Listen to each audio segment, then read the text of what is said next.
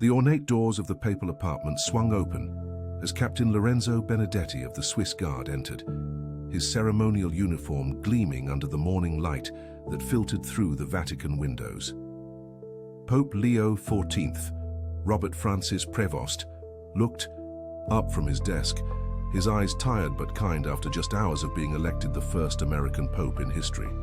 "Your Holiness," the captain said, his voice cracking slightly as he extended his white-gloved hand.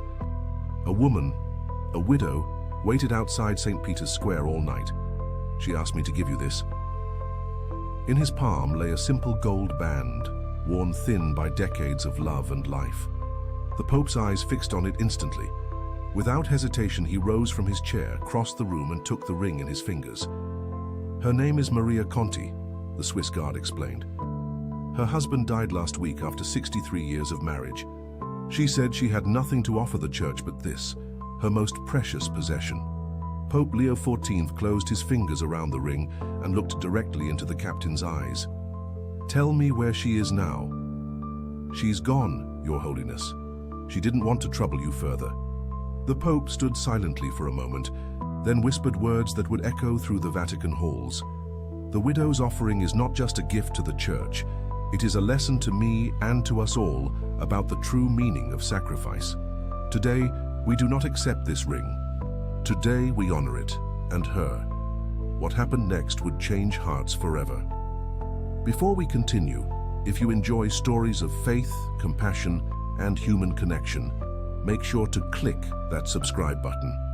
This is the best way for you to support our work. Thank you very much, and let's continue. The story of Pope Leo XIV and the widow's ring begins with the historic conclave that shocked the world just hours earlier. Cardinal Robert Francis Prevost, born in Chicago, Illinois, had never been considered a frontrunner for the papacy. At 71 years old, the Augustinian friar who had served as Bishop of Chiclayo in Peru and later as the head of the dicastery for bishops, was known for his quiet humility and his devotion to the marginalized.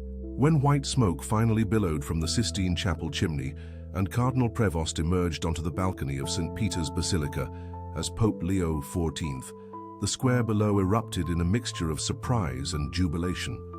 The first American pope, in the Church's 2,000-year history, stood before the world, not with triumphant gestures but with his head slightly bowed, as if already carrying the weight of his new responsibility. "I ask for your prayers," were his first words to the faithful gathered below. "Not for my success, but for my service." Those who knew him were not surprised by his humility. Born to working-class parents, young Robert had worked summers at his father's construction company, learning the value of hard work and the dignity of labor. His mother, a devout Catholic and teacher, had instilled in him a love for learning and a deep faith that would eventually lead him to the priesthood.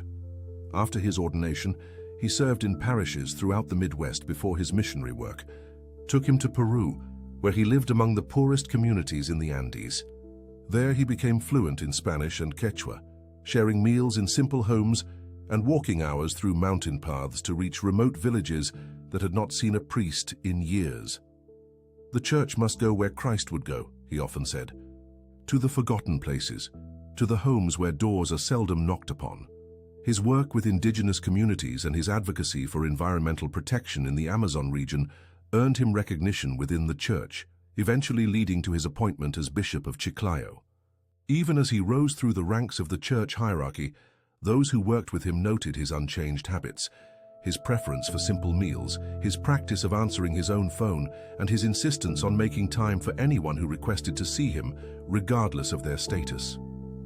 When Pope Francis appointed him to head the dicastery for bishops in 2023, Cardinal Prevost brought this same approach to Rome. He was known to walk the Vatican corridors, greeting custodians and administrative staff by name, often stopping to ask about their families or health concerns. He carried his own briefcase, made his own coffee, and was occasionally spotted helping maintenance workers move furniture when the need arose. He never forgot what it meant to be a parish priest, one Vatican employee remarked.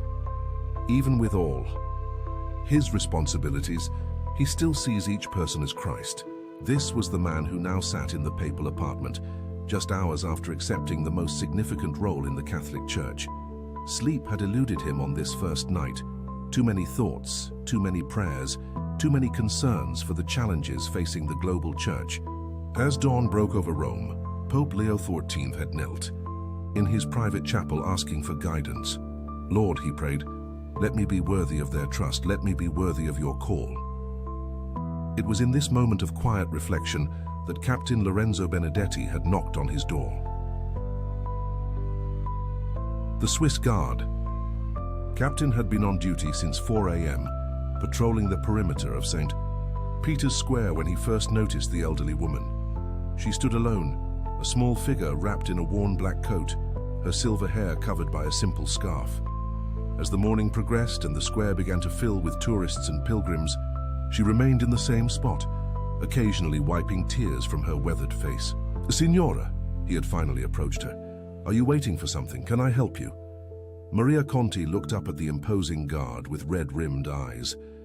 "My Giovanni died last week," she said simply. 63 years we were married. He always wanted to see an American pope. He said it would happen in our lifetime." Her voice broke. He was right, but he missed it by just days. From her pocket, she withdrew a small, carefully wrapped package. "This was our wedding ring. One ring that we shared because we were too poor for two. He wore it for 30 years, then I wore it for 33 after his fingers became too swollen." She held it out to the guard. "I have no money to give to the church, but I want the new Holy Father to have this. Giovanni would have wanted it." Captain Benedetti hesitated. "Signora, this is too precious. Your husband—" "My husband is with God now," she interrupted gently. "And this ring has witnessed a lifetime of love. What better place for it than in the hands of God's representative on earth? Please." "I walked 6 kilometers to be here."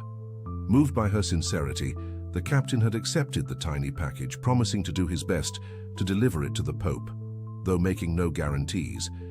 He had expected to leave it with one of the papal secretaries, where it would join countless other gifts sent to the Holy Father from around the world. But something about the widow's story had touched him deeply. Perhaps it was the anniversary of his own mother's death that week, or perhaps it was the simple faith of this woman who had given her most treasured possession without hesitation. Whatever the reason, when his shift ended and he was scheduled to report to the Apostolic Palace on security matters, he had brought the ring with him. It was unprecedented for him to personally disturb the Pope, especially on his first morning in office. Yet he had felt compelled to deliver this particular gift directly. So here he stood, watching as Pope Leo XIV held the simple gold band that had symbolized a lifetime of commitment between Maria and Giovanni Conti. The Pope turned the ring over, in his palm noticing the inscription inside, "Più forte dell'ultimo respiro," stronger than the last breath. "Do you have any way to contact her?" the Pope asked, his voice quiet but urgent. Captain Benedetti shook his head. "No, Your Holiness. She left no information. She said her purpose was fulfilled once I took the ring." Pope Leo XIV walked to the window, looking out at the sprawling city of Rome. After a moment of contemplation, he turned back to the Swiss Guard. "Captain, I need your help. We must find this woman." What followed was an extraordinary break from the carefully structured schedule that had been prepared for the Pope's first day in office. Papal secretaries scrambled to rearrange meetings as Pope Leo XIV insisted on a task that bewildered the Vatican staff, finding an elderly Italian widow named Maria Conti, who had visited St. Peter's Square that morning. "But Your Holiness," protested Monsignor Daniel Russo, the newly appointed personal secretary to the Pope, "there are diplomatic calls scheduled with world leaders. The Curia is awaiting your first address. There are pressing matters requiring immediate attention." The Pope fixed the young priest with a gentle but firm gaze. "Monsignor, what could be more pressing than honoring the faith of a widow who has given everything? Did not our Lord himself stop to commend such a woman?" The reference to the biblical story of the widow's mite silenced further objections. Within hours, a discreet search was underway. The Vatican Communications Office carefully reached out to parishes throughout Rome, describing Maria Conti and her extraordinary gift. Swiss guards reviewed security footage from the square. Local news channels were quietly contacted. As these efforts unfolded, Pope Leo XIV continued with some of his scheduled duties, meeting briefly with cardinal secretaries and signing necessary documents. But those close to him noticed his frequent glances at the small ring, which he had placed in a simple wooden box on his desk, rather than relegating it to the Vatican's vast collection of gifts. By late afternoon, the search had yielded results. Maria Conti was identified as a resident of a small apartment in Trastevere, a working-class neighborhood across the Tiber River from the Vatican. She was a parishioner at Santa Maria in Trastevere, one of Rome's oldest churches, where she attended Mass daily and volunteered cleaning the church on weekends. She lives alone now, reported Father Giulio Moretti, the parish priest who had called the Vatican after recognizing the description. Her husband was a carpenter. They had 2 children, a son who died young of leukemia and a daughter who moved to Australia decades ago. Maria hasn't seen her in 15 years. Pope Leo XIV listened intently to these details, then made a decision that sent shockwaves through the Vatican hierarchy. "I will visit her," he announced simply. "Your Holiness," Cardinal Vittorio Romano, the Vatican Secretary of State, objected immediately. "Such a visit would require extensive security preparations. There are protocols for papal movements outside the Vatican. Perhaps we could arrange for her to be brought here instead." The Pope shook his head. "Cardinal, I understand your concerns, but I will not summon an elderly widow to the Vatican when she has already walked 6 kilometers to bring us her most precious possession. Christ did not ask the suffering to come to him. He went to them." After a brief pause, he added, with a small smile, "Besides, I am still new enough that perhaps I can move through Rome without causing too much commotion." And so, as evening approached on his first full day as Pope, Leo XIV departed the Vatican in the most modest car in the papal fleet, accompanied only by his secretary, Monsignor Russo, Captain Benedetti of the Swiss Guard, and a minimal security detail. He wore a simple black cassock with the papal white collar, conspicuous but not as immediately recognizable as his formal white vestments would have been. The small procession made its way through the narrow streets of Rome, crossing the Ponte Sisto on foot after the streets became too congested for vehicles. Locals and tourists alike did double takes as they recognized the Holy Father walking among them, some dropping to their knees for a blessing, others fumbling for their phones to capture the unprecedented sight. Pope Leo XIV acknowledged them with gentle waves and occasional blessings, but continued purposefully toward Trastevere. Word spread rapidly through the neighborhood, and by the time the papal party reached Via della Lungaretta, a small crowd had gathered, whispering excitedly and pointing toward a modest apartment building with faded yellow walls and flower boxes in the windows. Father Moretti was waiting at the entrance, his face a mixture of nervousness and awe.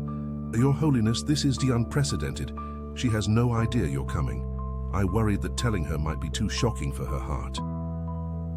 "Then we shall be gentle," the Pope replied, following the priest into the building and up 3 flights of narrow stairs. They paused before an apartment door with peeling green paint. Father Moretti knocked softly. "Maria? Maria, are you home? There is someone here to see you." After a moment, they heard slow footsteps approaching. The door opened to reveal Maria Conti, still dressed in the same black clothes she had worn that morning, though she had removed her headscarf to reveal a neat bun of silver hair. Her eyes widened in shock as she recognized the visitors standing in her modest hallway. "Santo Padre?" she whispered, her hand flying to her mouth. For a moment, it seemed she might faint, but then, to the surprise of everyone present, she straightened her shoulders and beckoned them inside with the practiced hospitality of an Italian grandmother. Please come in. Forgive the humble. Home. Had I known." The Pope stepped forward and took her trembling hands in his.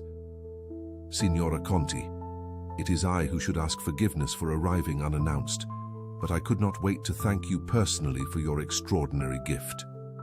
Maria's eyes filled with tears as Pope Leo XIV reached into his pocket and withdrew the small wooden box containing her wedding ring. "Your offering has touched me deeply," he continued, "but I cannot accept it." A look of confusion crossed her face. You do not want it. On the contrary, the Pope replied gently, opening the box to reveal the ring nestled inside. This ring is sacred. It represents a covenant of love that God himself blessed. It belongs with you, as a testament to your life with Giovanni. Maria's shoulders slumped slightly. But I have nothing else to give. Giovanni and I, we always gave what we could to the church. He would have wanted you to have something. Signora Conti, Pope Leo XIV said, guiding her to sit beside him on her worn sofa. Do you remember the story in the Gospel of the poor widow who gave 2 small coins to the temple treasury? She nodded. The widow's mite. Our Lord said she had given more than all the others because she gave all she had. Exactly. Jesus didn't take her coins and keep them. He used her example to teach us all about true giving. Your willingness to part with something so precious has already given the church something far more valuable than gold. It has reminded us of what sacrifice truly means. The Pope then did something that left everyone in the room speechless. He knelt before the elderly widow and placed the box with the ring back into her hands. I make you this promise, Maria Conti.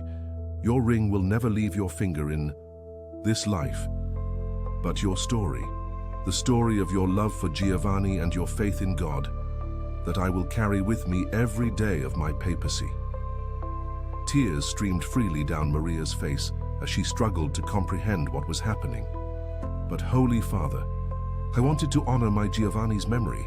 He loved the church so much, and so we shall honor him, the Pope replied. From his other pocket, he produced a small silver medal bearing the papal coat of arms.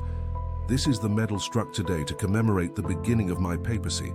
Only a handful exist at this moment. I ask that you accept this in exchange, not because it has any monetary value, but as a sign that Giovanni's faith and your love are woven into the very beginning of my service as Pope. He placed the medal in her hand, closing her fingers around it. And I promise you this as well, each year on the anniversary of Giovanni's death, a Mass will be said for him in St. Peter's Basilica. His name and yours will be written in a special book that will remain in my private chapel, where I will pray for you both daily. By now there wasn't a dry eye in the small apartment. Father Moretti was openly weeping. Captain Benedetti stood at rigid attention, though tears glistened on his cheeks. Even Monsignor Russo, known for his reserved demeanor, was visibly moved. Maria Conti looked down at the ring in the box, then at the papal medal in her palm. Slowly, with trembling fingers, she removed the ring and slipped it back onto her left hand, where it had resided for over 3 decades. Giovanni used to say that love never ends. It just changes form, she said softly. Perhaps this is what he meant. The Pope smiled. I believe Giovanni was a very wise man. What might have been a brief visit extended into the evening as Maria insisted on preparing coffee for her distinguished guests. Pope Leo XIV sat at her small kitchen table, listening as she shared stories of her 63 years with Giovanni, their courtship in post-war Italy, the small carpenter's shop he had built from nothing, their joy at the birth of their children, and their heartbreak at their son's early death. The Pope listened intently to every word, asking questions that revealed his genuine interest in their lives. He blessed photographs of her family, admired Giovanni's handcrafted furniture that still filled the apartment, and even helped her wash the coffee cups when they had finished, despite the horrified expression of Monsignor Russo. As the visit drew to a close, one final remarkable moment occurred. Maria disappeared briefly into her bedroom and returned with a small framed photograph of her husband, a dignified man with kind eyes and a carpenter's strong hands. Holy Father, she said hesitantly, would you bless this picture of my Giovanni? Pope Leo XIV took the frame reverently. Of course. He made the sign of the cross over the photograph, then paused, studying the face of the man who had shared Maria's life for so many decades. To know, he said thoughtfully. My own father was a construction worker. He had hands like Giovanni's, strong hands that built things to last. He traced the edge of the frame with his finger. Men like our fathers built the world we live in, one nail, one board, one stone at a time. They understood something that I try never to forget, that the greatest cathedrals are built not by grand gestures, but by daily faithfulness. He returned the photograph to Maria with a blessing. Giovanni's craftsmanship lives on in this home, and his love lives on in you. That is a cathedral more beautiful than St. Peter's itself. As Pope Leo XIV finally took his leave, promising to return for another visit, the small crowd outside the apartment building had grown. Word had spread through Rome that the new pope was in Trastevere, visiting an ordinary widow. People lined the narrow streets, holding up cell phones to capture images of this extraordinary moment. The Supreme Pontiff of the Catholic Church, walking among the people on his first day in office, coming not in pomp and splendor, but in humble service. The images quickly went viral on social media, accompanied by the story of the widow's ring, how she had offered her most precious possession to the church, and how the Pope had refused to keep it, insisting instead that the love it represented was too sacred to be placed in a Vatican museum. By midnight, the story had been picked up by news outlets around the world. Pope returns widow's ring in extraordinary first act, read the headlines. Video clips showed Pope Leo XIV emerging from the apartment building, his arms supporting Maria Conti as she stood on her doorstep, waving to the gathered crowd. The image of the American Pope and the Italian widow standing side by side captured something powerful about the Church's mission that resonated far beyond Catholic circles. The following morning, as Pope Leo XIV prepared for his first official day of papal duties, his secretary presented him with a selection of the international coverage. "The response has been overwhelming, Your Holiness," Monsignor Russo reported. "Your visit to Signora Conti is being called a defining moment for your papacy." The Pope glanced at the headlines, then set them aside. What matters is not what they call it, but whether it truly helped her. "Has there been any word from Father Moretti this morning?" "Yes, Your Holiness. He reports that Signora Conti is well, though somewhat overwhelmed by the attention. Several neighbors stayed with her last night, and her parish has organized a rotation to ensure she is not alone during this time." Pope Leo XIV nodded with satisfaction. "Good. And has there been any contact from her daughter in Australia?" "Not yet, Your Holiness, but the Apostolic Nuncio in Australia has been discreetly attempting to locate her." "Excellent. Please keep me informed." The Pope turned to the day's agenda, which included his first formal address to the College of Cardinals. But as he reviewed his prepared remarks, he found himself making significant revisions, incorporating what he had learned from Maria Conti's simple gift.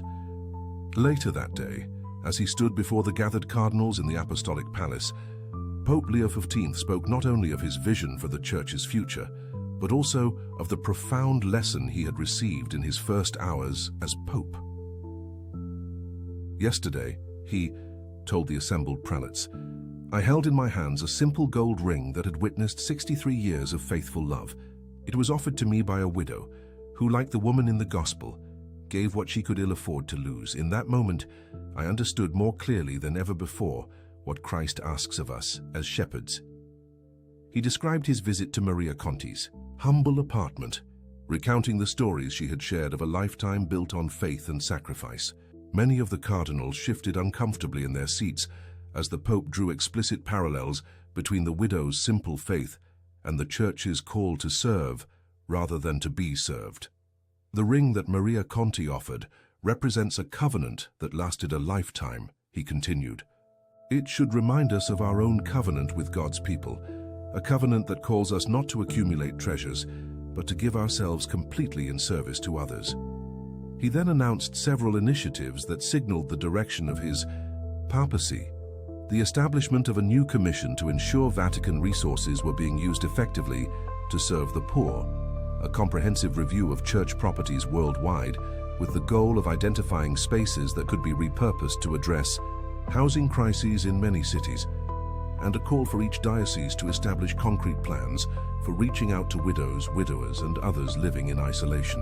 "We will begin," he stated firmly, "by examining our own house. The Church must live more simply so that others may simply live." The response from the College of Cardinals was mixed. Some embraced the Pope's vision enthusiastically, seeing in it a return to the Church's foundational values. Others were more reserved, concerned about the practical implications of such a significant shift in priorities. Cardinal Thomas Riley of Boston was among the first to speak in support. "Holy Father, your words challenge us to examine whether we have truly been faithful to Christ's example. The story of Signora Conti reminds us powerfully of what authentic faith looks like in practice." Cardinal Enrico Bianchi of Milan was more cautious. "While I applaud Your Holiness's commitment to serving the marginalized, I would respectfully suggest that managing church properties is a complex matter that requires careful consideration of many factors." Pope Leo XIV listened attentively to all perspectives, engaging thoughtfully with both supporters and skeptics. "I understand your concerns," he responded to Cardinal Bianchi and others who had expressed reservations. "I am not calling for hasty actions, but for honest assessment. If we approach this matter with the same care and commitment that Maria Conti and her husband Giovanni brought to their marriage, I believe we will find a path forward that honors both our traditions and our mission." As the discussion continued, news arrived that sent ripples of surprise through the Vatican. Maria Conti's daughter, Sophia, had been located in Melbourne, Australia. After seeing the viral images of her mother, with the Pope, she had contacted the local Catholic Church, which had put her in touch with the Apostolic Nuncio. She would like to speak with her mother, Monsignor Russo whispered to the Pope during a brief break in the proceedings. Apparently, they have been estranged for many years due to some family disagreement. She says seeing her mother with Your Holiness made her realize life is too short for such divisions. Pope Leo XIV's face lit up with joy. "Arrange it immediately, and if she wishes to come to Rome, the Church will cover her expenses." Later. That evening, in a private moment captured by a single Vatican photographer and later shared with permission, Pope Leo XIV sat beside Maria Conti as she spoke by video call with her daughter for the first time in 15 years.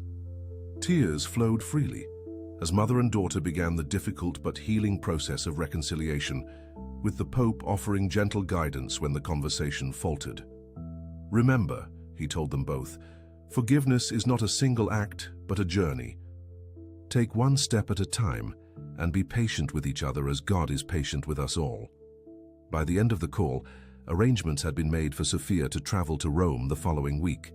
Maria, overwhelmed by this unexpected blessing, turned to the Pope with eyes shining with gratitude. "Holy Father, when I gave you Giovanni's ring, I never imagined it would return to me carrying so many miracles." Pope Leo XIV smiled warmly. "God always gives more than we offer, Signora Conti. Your gift was your willingness to sacrifice something precious. God's gift in return is the healing of something even more precious, your family." The story of the widow's ring and Pope Leo XIV's response continued to resonate in the days and weeks that followed. What had begun as a simple act of devotion by an elderly woman had catalyzed something profound within the Church and beyond. Parishes around the world reported an increase in donations from people of modest means who had been inspired by Maria Conti's example. More significantly, there was a surge in non-monetary offerings, people volunteering their time, sharing their talents, and reaching out to the isolated within their communities. The Vatican received thousands of letters from Catholics and non-Catholics alike, many sharing their own stories of love, loss, and faith. Pope Leo XIV insisted on reading a selection of these letters each day, often incorporating the insights they contained into his homilies and public addresses. 1 month after his election, when Pope Leo XIV delivered his first major encyclical titled Amoris Testimonium, Witness of Love, the influence of his encounter with Maria Conti was evident throughout the document. The encyclical explored the sacredness of human relationships and the Church's call to honor and protect the bonds of love that sustain communities. "The widow's ring," he wrote in the opening paragraph, "reminds us that our most precious possessions are not things but relationships. As Church, we are called not primarily to build structures of stone, but to nurture structures of love, marriages, that reflect Christ's faithfulness, families that embody his welcome, and communities that extend his compassion to all who suffer. The encyclical went on to outline concrete steps for parishes to better support marriages and families, with special attention to those experiencing grief, separation, or isolation. It called for regular home visits to the elderly, programs to help young couples prepare not just for weddings, but for lifelong commitments and initiatives to reintegrate those who had become disconnected from their communities. The story of salvation, the Pope concluded, is ultimately a love story, God's faithful, persistent love for humanity. Each marriage, each family, each community that strives to love as Christ loves becomes a living gospel, proclaiming this truth more eloquently than any words could do. The encyclical was widely praised for its pastoral sensitivity and practical wisdom. Even those who disagreed with some aspects of Pope Leo XIV's approach to church governance found themselves moved by the authentic compassion that infused the document. 6 months into his papacy, Pope Leo XIV fulfilled another promise. On the anniversary of Giovanni Conti's death, a special Mass was celebrated in St. Peter's Basilica. Maria Conti, now regularly visited by church volunteers and reconnected with her daughter who had decided to move back to Italy, sat in a place of honor near the altar. During the Mass, the Pope unveiled a small but significant addition to the Basilica, a modest display case containing not treasures of gold or precious stones, but photographs and stories of ordinary Catholics whose extraordinary faith had shaped the Church. At the center of the display was a photograph of Maria and Giovanni Conti on their wedding day, their young faces radiant with hope and love.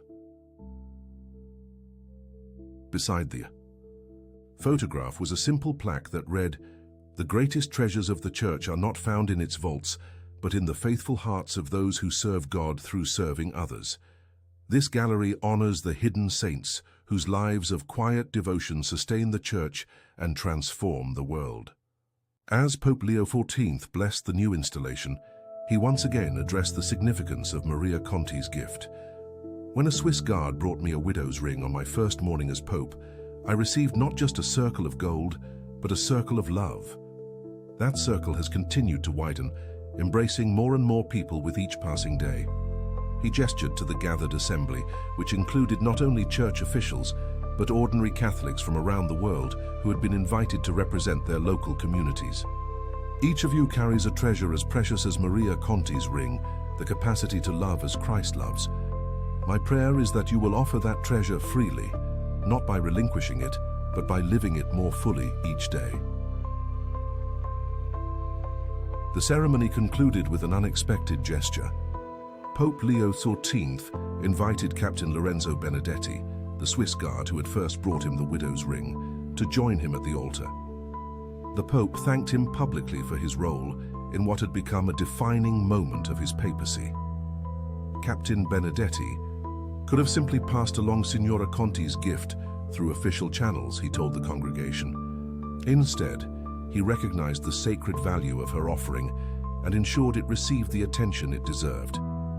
In doing so, he reminds us that each of us, regardless of our role or position, has the power to recognize and honor the holiness present in seemingly ordinary moments. The Pope then presented the captain with a special commendation, not for protecting the pontiff, as was typically the case with Swiss Guard honors, but for protecting the dignity of a widow's sacrifice. The unprecedented recognition underscored Pope Leo XIV's commitment to elevating acts of compassion and understanding over mere adherence to protocol or tradition. That evening, after the public ceremonies had concluded, Pope Leo XIV visited Maria Conti once more in her Trastevere apartment. This time, they were joined by her daughter Sophia, who had indeed relocated from Australia to be near her mother. The apartment had been modestly renovated, not with Vatican funds as the Pope had initially offered, but through the voluntary efforts of local craftsmen and women who had been moved by Maria's story. Giovanni's handcrafted furniture had been carefully preserved and restored, while necessary updates had been made to ensure Maria's comfort and safety as she aged.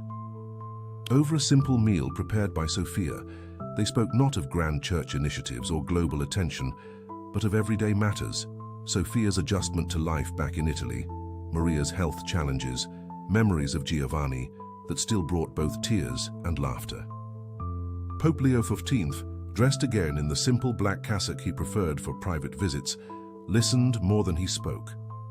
At one point, he noticed Maria running her thumb over her wedding ring, a gesture she made unconsciously throughout the evening. "It still brings you comfort," he observed quietly. Maria nodded. "Every time I touch it, I feel Giovanni's presence, not in a ghostly way," she clarified with a small smile, "but in my heart, as if our love continues to live through this small circle of gold." "That is precisely what we mean by the communion of saints," the Pope replied. "Love transcends death. The bonds we forge in this life are not broken when we pass from this world to the next. They are transformed, purified, but never lost." As the evening drew to a close, Pope Leo XIV offered a final blessing to Maria and Sophia. But before he left, Maria had one more surprise for him. From a drawer in Giovanni's handcrafted sideboard, she withdrew a small wooden box, lovingly made by her husband's hands decades earlier. "Giovanni made this box for our most precious keepsakes," she explained, opening it to reveal old letters, a lock of her son's hair, and various family mementos. "I would like to add your medal to our family treasures, Holy Father, to be passed down to our grandchildren and their children after them. Is that acceptable?" "Nothing would honor me more," the Pope replied, watching as she carefully placed the papal medal among the family's most cherished possessions. As he walked back to the Vatican that night, accompanied by minimal security, and choosing again to move through the streets of Rome on foot, Pope Leo XV reflected on the extraordinary journey that had begun with a simple gold ring. What might have been merely a touching anecdote, a new pope's compassionate response to a widow's gift, had instead become a powerful catalyst for renewal within the Church and beyond. The widow's ring had reminded him, and through him the entire Church, that true value lies not in possessions but in relationships, not in grand gestures but in daily faithfulness, not in perfect adherence to rules, but in the messy, beautiful reality of human love that reflects, however imperfectly, the perfect love of God. In the days that followed, Pope Leo XIV would continue implementing the vision that had been crystallized by that first encounter, a vision of a church that treasured not gold or silver or power or prestige, but the lived experience of ordinary people striving to love extraordinarily in a broken world. The widow's ring had indeed changed hearts, beginning with his own, and that change continued to ripple outward, touching souls far beyond the walls of the Vatican, far beyond the borders of Rome, reaching people of all faiths and no faith, who recognized in this simple story a profound truth about what gives life its deepest meaning. The gold band that had witnessed 63 years of faithful love between Maria and Giovanni Conti remained where it belonged, on the widow's finger. But its story had become woven into the very fabric of Pope Leo XIV's papacy, a constant reminder that the Church's greatest treasures are not stored in vaults but in the faithful hearts of those who love without reservation and give without counting the cost. And in Vatican City, in the private chapel of the Pope, a special book remained open on a small altar with two names inscribed on the first page, Maria and Giovanni Conti. Each morning, as Pope Leo XIV knelt in prayer before beginning his daily duties, he would touch those names with the same reverence that Maria touched her wedding ring, remembering the ordinary couple whose extraordinary love had helped shape his understanding of what it truly meant to serve as the vicar of Christ. In a world hungry for authentic love, the story of the widow's ring and Pope Leo XIV's response would be told and retold through the years, not just as a heartwarming anecdote about a pope's compassion, but as a powerful parable about the true meaning of treasure, sacrifice, and love. A parable lived rather than merely spoken, embodied rather than simply explained. In time, as Pope Leo XIV implemented reforms that prioritized serving the marginalized over maintaining institutions, as he consistently modeled a leadership style rooted in humility and compassion rather than authority and distance, historians would look back to that first morning of his papacy, to the moment when a Swiss guard handed him a widow's ring, and he recognized in that simple circle of gold not just a gift to be accepted, but but a lesson to be learned and lived. The lesson was simple yet profound. True power lies not in what we possess, but in what we give away. True wealth is measured not in treasures accumulated, but in love shared. And true leadership, in the church as in life, is not about rising above others, but about kneeling before them in service. This was the legacy of the widow's ring, a legacy that continues to inspire not just Catholics, but people of goodwill everywhere who recognize in this story a truth that transcends religious boundaries and speaks to the deepest longings of the human heart. That in the end, what matters most is not what we have, but how we have loved. And in a small apartment in Trastevere, an elderly widow continues to wear a thin gold band that has witnessed a lifetime of love. A ring that was offered as a gift and returned as a blessing. A simple circle of metal that represents an unbroken circle of love that extends far beyond the boundaries of this world into the mystery of the next. The inscription inside that ring, più forte dell'ultimo respiro, and stronger than the last breath, has proven true not just for Maria and Giovanni Conti, but for all who have been touched by their story. For love, when it is authentic and selflessly given, truly is stronger than death itself. It endures, it transforms, it heals, and it continues to bear fruit in ways that exceed our wildest expectations. This is the story of the widow's ring. This is the story of a pope who recognized its true value. And this is the story of how a simple circle of gold became a circle of love that continues to widen with each passing day, embracing more and more people in its warm and healing light. For as Pope Leo XIV often reminds those who serve alongside him, the true measure of any gift lies not in what is given, but in the love with which it is offered. By this measure, Maria Conti's gift was indeed beyond price. And the Pope's response, his recognition of this truth and his determination to honor it, continues to crush souls in the most beautiful way possible, by opening them to the transformative power of authentic love.